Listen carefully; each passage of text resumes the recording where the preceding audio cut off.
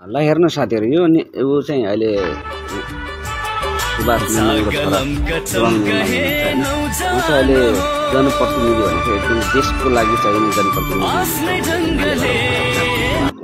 उहाँकै बुवाको ठाउँमा बुवाको मृत्यु भएपछि उपचुनाव जितेर मजाले लडेर जित्नु भएको जनप्रतिनिधि हुनुहुन्छ उहाँ हैन। जनप्रतिनिधि भएर जनताको समस्या जनताको उसको लागि हरेक गाउँमा हरेक ठाउँमा चिया बगानदेखि उहाँले एकदम अवलोकन गर्नुभएको छ। पार्टी जुनै होस् तर नेताको सिद्धान्त र ऊ भनेको यो हो।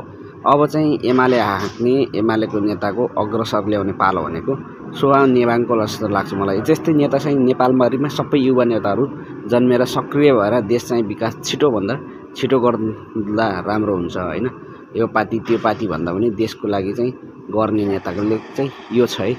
नेताको चाहिँ एकदम राम्रो हकीकत अहिले देखाउनु भएको बुढादेखि बच्चासम्मको सबैलाई घरमा गएर सन्ताना दिने त्यहाँ भोट मागेको ठाउँमा जताकतै घुम्ने र त्यहाँको बारेमा सबै बुझ्ने गर्ने भनेको एउटा सच्चा नेताले गर्छ। एकदम इमानदारीता नेताले मात्रै गर्छ है।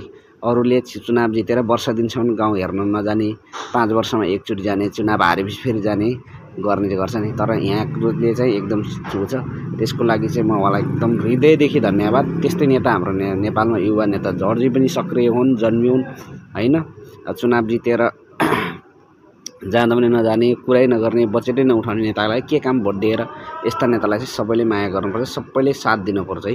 अब यस्ताले देश हाँक्न चाहिँ पर्छ अनि बल्ल देश बन्छ।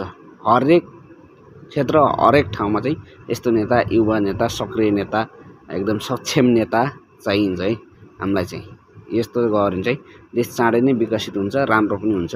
तपाईहरुलाई कस्तो लाग्छ आफ्नो विचार राख्नु होला हैन कमेन्टमा राख्नु होला।